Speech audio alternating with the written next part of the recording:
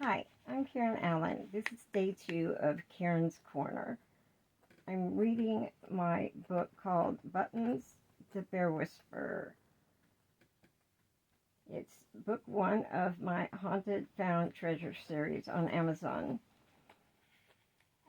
We're on chapter 2, Something in the Closet.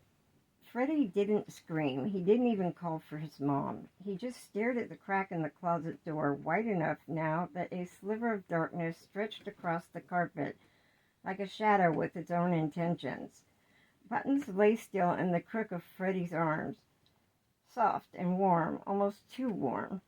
Freddie blinked. His heart beat a little faster. "Buttons?" he whispered. Silence. He reached out with his foot and gently kicked the closet door closed. It didn't latch. Instead, it creaked open again, just a little more this time. Freddie pulled the covers up to his chin. Downstairs, Maggie rinsed out her tea mug and turned off the kitchen light. A part of her still thought about the teddy bear, sitting there in her son's arms like it had always belonged. She didn't know why it bugged her so much. Plenty of secondhand toys had come through their house. Maybe it was the way the kids had reacted, like they both felt something about it instantly. She tiptoed up the stairs and peeked in on Chloe first. Her daughter was sprawled out across her pink unicorn sheets, breathing softly, one hand still clutching her favorite blankie. Then she checked on Freddie. He was awake, eyes wide, covers tucked up just under his nose. Maggie stepped inside. "You okay, sweetheart?" Freddie nodded, but his eyes flicked to the closet. Maggie followed his gaze. "Do you want me to close it all the way?" He nodded again.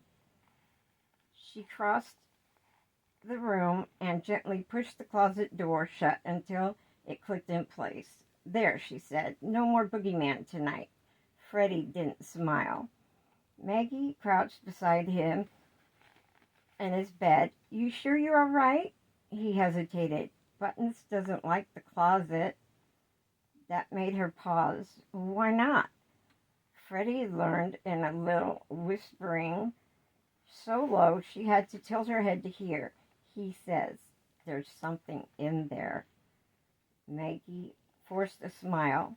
"It's probably just your imagination, sweetie." But as she kissed his forehead and turned off the light, she could have sworn she heard the tiniest creak behind her. Later that night, a soft sound stirred Maggie from sleep, a shuffle. Then another. She sat up in bed, heart thudding in her ears. The house was still, the glow from the hallway nightlight casting thin gold lines under the bedroom door. Probably one of the kids, she thought.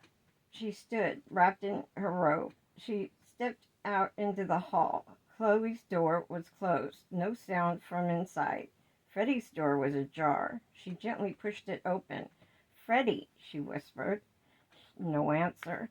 He was sound asleep, turned on his side, facing the wall. Buttons lay tucked in behind him, but the closet door was open again, wider this time, much wider. Maggie frowned. She was sure she had latched it earlier. She crossed the room, closed the door, and checked the handle. It latched solidly. She turned back toward the bed and paused. For just a split second, she thought Buttons' head was turned just slightly more toward her than it had been a moment before. She blinked. No, it was just the shadows. Just a shadow.